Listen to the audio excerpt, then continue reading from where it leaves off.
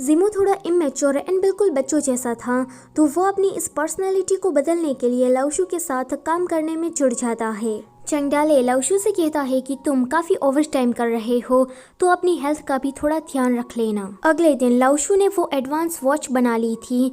वो सभी लोगों से कहता है कि तुम लोग जल्दी फैक्ट्री जाओ एंड इसकी प्रोडक्शन स्टार्ट कर दो, क्योंकि हमें इस वॉच को मार्केट में सबसे पहले लाना है। दन लाओशू के घर पर चुयाव से मिलने के लिए आती है।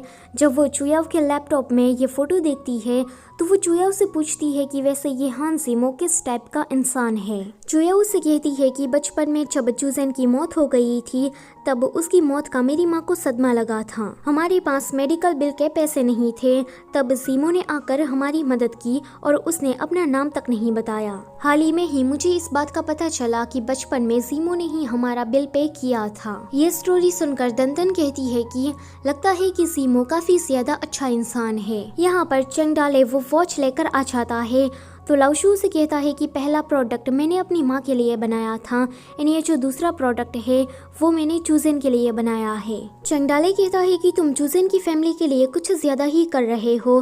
तो लाओशू कहता है कि बचपन में चूजेन को स्पोर्ट्स में काफी इंटरेस्ट था। वो बड़ा होकर पीई टीचर बनना चाहता था। जब वो ऊपर से मेरी इस वॉच को देखेगा तो वो पक्का खुश हो जाएगा। ये सुनकर चंगडाले कहता है कि तुमने तो अपनी इस जिंदगी को उनकी फैमिली के नाम कर दिया है। तो लाओशू कहता है कि इससे तुम्हें क्या। एक्चुअली में ये एक साइकोलॉजिकल फैक्ट है कि बच्चे को बचपन में जो चीज नहीं मिलती, बड़ा होकर वो उसी चीज के पीछे भागता है। लाओशू के साथ भी कुछ ऐसा ही हुआ है। बचपन में उसकी माँ उसे छोड़कर चली गई एंड उसे फैमिली का प्यार नहीं मिला। शायद इसीलिए वो चुयाव की फैमिली के लिए इतना सब कुछ कर रहा है। अब लाओशू इस नई वॉच को लेकर खुशी खुशी अपने घर आ रहा था, लेकिन आते ही सीधा उसे बैड न्यूज सुनने को मिलती है। चुयाव अपनी माँ को बता देती है कि वो अब जीमो के साथ रिलेशनशिप में है। चुयाव की माँ, जो कि जीमो को लाओशू समझ रही थी, वो उन दोनों के लिए काफी ज्यादा खुश होती है। लेकिन उन दोनों को साथ में देखकर लाओशू काफी अनकंफर्टेबल हो जाता है। चुयाव की माँ जब जीमो से उसके मॉम डैड के बारे में पूछती है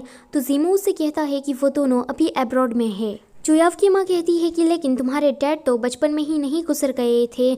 तो जीमो ये सुनकर चुप हो जाता है। लाओशू इस बात को बदलने के लिए कहता है कि उसकी माँ ने दूसरी शादी कर ली। लाओशू ये बात अपने फेस पर एक स्माइल देते हुए कहता है, लेकिन अंदर से ही उसे काफी ज्यादा बुरा लग रहा था। अगले सीन में चुयाव जब कंपनी आती है तो मिस्टर फेंग उसे किसी दूसरे प्रोजेक्ट के बारे में बात करते हैं। मिस्टर फेंग को एक जमीन खरीदनी थी एंड इसके लिए एक ऑक्शन लगने वाला था। चुया उसे कहती है कि यह सब कुछ मिस्टर हान पर निर्भर रहेगा कि वो आपको फंड देना चाहते हैं कि नहीं। एक बार मैं उससे पूछ लेती हूँ। चुयाव इस प्रोजेक्ट के बारे में जब मिस्टर हान से बात करने के लिए चाहती है तो मिस्टर हान उसे कहते हैं कि हम उसकी कंपनी में सिर्फ 50% ही इन्वेस्ट करेंगे। ये सुनकर चुया उसे कहती है कि मैंने इस प्रोजेक्ट को देखा है, ये काफी ज्यादा अच्छा है, तो आप उसे पूरा फंड क्यों नहीं दे देते। ये सुनकर मिस्टर हान कहते हैं कि भूलो मत कि तुम सिर्फ एक असिस्टेंट हो, मैं एक इन्वेस्टर हूँ। मुझे पता रहता है कि कंपनी के लिए क्या सही है और क्या गलत। रात में चुया जीमो से इसके बारे में बात करते हुए कहती है कि मिस्टर फेंग का ये जो प्रोजेक्ट है वो काफ़ी ज़्यादा अच्छा है, लेकिन तुम्हारे डैड इसमें सिर्फ 50% ही इन्वेस्ट कर रहे हैं। मुझे मिस्टर फेंग की मदद करनी है, लेकिन मुझे समझ में नहीं आ रहा कि मैं उसकी मदद कैसे करूं।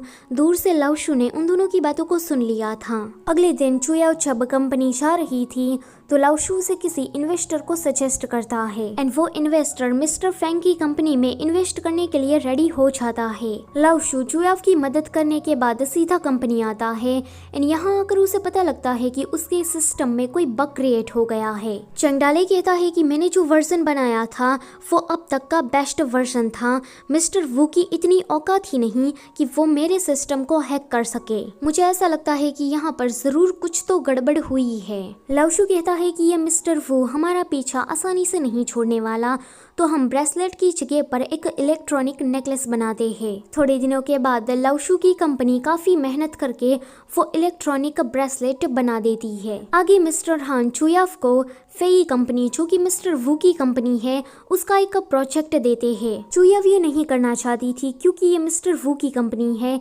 लेकिन वो मिस्टर हान को मना भी नहीं कर सकती थी। चुयाव जब इस प्रोजेक्ट की डिटेल पढ़ती है तो उसे पता लगता है कि लाओशू का कोर और फेई कंपनी दोनों का ही कोर सेम है। तो यहाँ पर जुयाव को थोड़ी गलतफहमी हो जाती है। उसे शक होने लगता है कि लाओशू कहीं मिस्टर वू के प्रोडक्ट को चुरा तो नहीं रहा ना। इसके बारे में वो नियू से बात करने के लिए जाती है। नियू उसे कहती है कि हमने दिन रात जगकर इस प्रोजेक्ट में काम किया था, लेकिन वो मिस्टर वू हर बार हमारा सिस्टम हैक कर लेता है। पहला जो प्रोडक्ट लाओशू ने बनाया था वो तुम्हारी माँ के लिए था एंड दूसरा जो प्रोडक्ट था वो चूजेन के लिए था। अब जबकि हमने एडवांस टेक्नोलॉजी का एक नेकलेस बनाया तो वो भी उस मिस्टर वू ने कॉपी कर लिया। ये जानने के बाद जुयाव सीधा घर पर जाती है एंड लाओशू से माफी मांगती है। लाओशू उसे पूछता है कि तुम मुझसे माफी क्यों मांग रही हो, तो वो कहती है कि मैंने तुम पर शक किया इसीलिए। मुझे मिस्टर हान ने फेई कंपनी का एक प्रोजेक्ट दिया एंड मैंने देखा कि तुम्हारी कंपनी और उसकी कंपनी दोनों के ही कोर सेम थे। लाओशू कहता है कि सारे टेस्ट वगैरह कराकर हमने कल ही हमारे नेकलेस को अप्रूव किया था। ये कैसे हो सकता है? मिस्टर वू एक दिन के अंदर हमारे कोर को इतनी आसानी से चोरी नहीं कर सकता। लगता है कि मेरी ही कंपनी में कोई आस्तीन का सांप छुपा हुआ है। अगले दिन लाओशू जब कंपनी आता है तो वो सारे एम्प्लॉयज को ध्यान से देख रहा था, लेकिन उसे समझ में ही नहीं आता कि इसमें से गद्दार कौन हो सकता है। अगले सीन में वो सभी लोग मिलकर पार्टी कर रहे थे। तभी ही हो यंग नाम के एक एम्प्लॉय के फोन में ची का कॉल आता है। सभी लोग तो ये देखकर शॉक हो जाते हैं कि इस हो यंग के पास ची का नंबर कैसे आया। लाओशू से कहता है कि फोन स्पीकर पर रखकर बात करो। ची उसे कहती है कि तुम ये कर क्या रहे हो, तुम्हें 2 मिलियन मिल गए ना, फिर तुम हमें इन्फॉर्मेशन क्यों नहीं दे रहे? देखो, मुझे अपनी कंपनी के फायदे के बारे में सोचना है एंड मुझे इस बात से कोई फर्क नहीं पड़ता कि तुम अपने ही कंपनी वालों के साथ गद्दारी कर रहे हो। इतना कहते ही ची कॉल कट कर देती है। सभी लोग कहते हैं कि हो यांग, तुम में कोई इंसानियत है कि नहीं? हम सभी लोगों ने इसमें मेहनत की थी और तुमने कुछ पैसों के लिए हमारी टेक्नोलॉजी को बेच दिया। तुम चंद पैसों के लिए इतना नीचे गिर सकते हो, मैंने ये कभी सोचा नहीं था। तो हो यांग कहता है कि मेरे भी कुछ सपने हैं, मैं भी बाकियों की तरह पैसे कमाना चाहता हूँ, तो बोलो मैंने क्या गलत किया? चंगडाले कहता है कि तुम तो सच में एक बेशरम आदमी हो, हम सभी लोगों ने उस प्रोजेक्ट में साथ में मिलकर मेहनत की थी। होयांग कहता है कि चंगडाले, बेशरम मैं नहीं पर बेशरम तुम हो, पूरा दिन नियू के साथ फ्लर्ट करने में बिजी रहते हो, मेहनत की बात तुम ना करो तो ही अच्छा है। ये सुनकर चंगडाले उसे मारने के लिए चाहता है। नियू उन दोनों के बीच में आ जाती है तो लाओशू कहता है कि बस करो। वो होयांग से कहता है कि तुम यहाँ से जा सकते हो। होयांग के जाने के बाद लाओशू काफी ज्यादा ड्रिंक कर लेता है। थोड़ी देर के बाद वो चुयाव को कॉल करता है।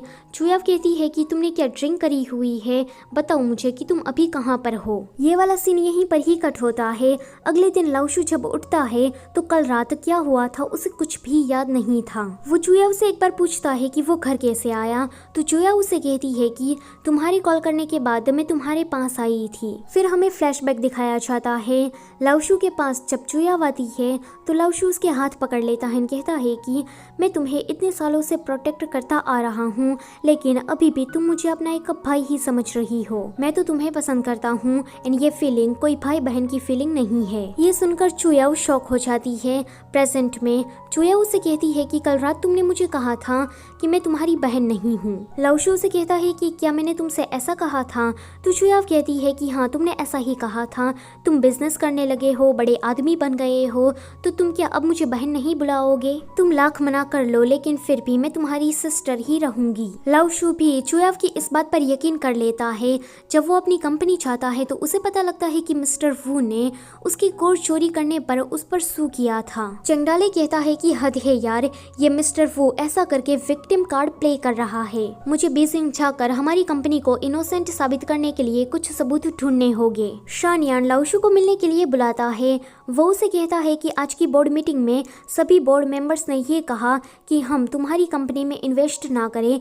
मैंने उन लोगों को काफ़ी समझाया, लेकिन माफ़ करना कि अब मैं इसमें कुछ नहीं कर सकता। लाओशू निराश होकर कंपनी वापस आता है एंड इसी के साथ ये वाला पार्ट भी होता है यहीं पर ही खत्म। वीडियो अच्छी लगी है तो उसे लाइक कर दो और चैनल पर पहली बार आए हो तो उसे सब्सक्राइब करते जाना। Thank you for watching.